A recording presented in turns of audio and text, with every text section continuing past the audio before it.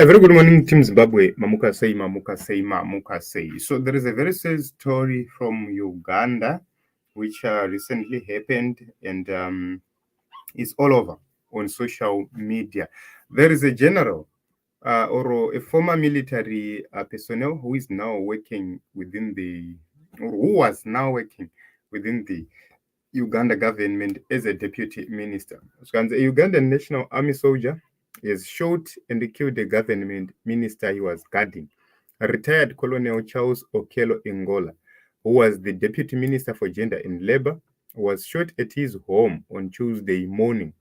This soldier then shot himself dead. Ngola, a former state defense minister, once threatened tough action against anyone campaigning for opposition leader Bobby Wine.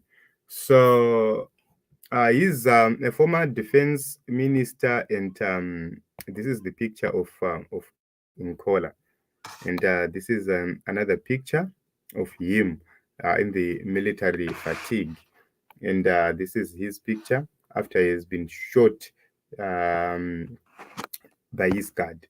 So this is another picture of this man. This is a man who was calling for the opposition to be crushed, a man who participated in the crushing of the Ugandan opposition, and is now normal. Why? Sometimes when you become so much oppressive, pane musi wekuti zvinozokushatira. You are becoming more oppressive, but iwo pachako haugoni kuzvichengetedza. Iwo pachako unenge uchitotembawo neprotection from other people. And at the end of the day, if that person decides not to protect you, this is what happens. So just imagine kuti uri kushandisa mwana wemumwe munhu kuopressa vamwe vanhu, uri kushandisa mwana wemumwe munhu kuuraya vamwe vanhu, kurova vamwe vanhu, kushungurudza vamwe vanhu. That is your end. So honestly speaking, that is the reason why we always call the Zimbabwean politicians to say, why can't we be united for once? Why can't we not attack the opposition?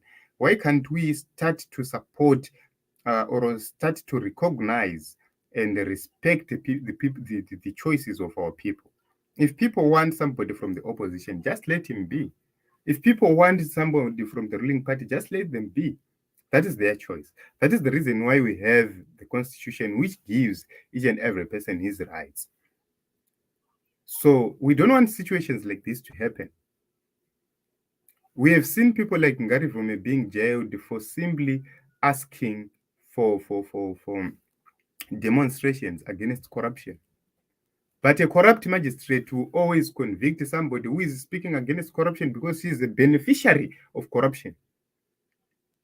There is much corruption within the justice system in Zimbabwe.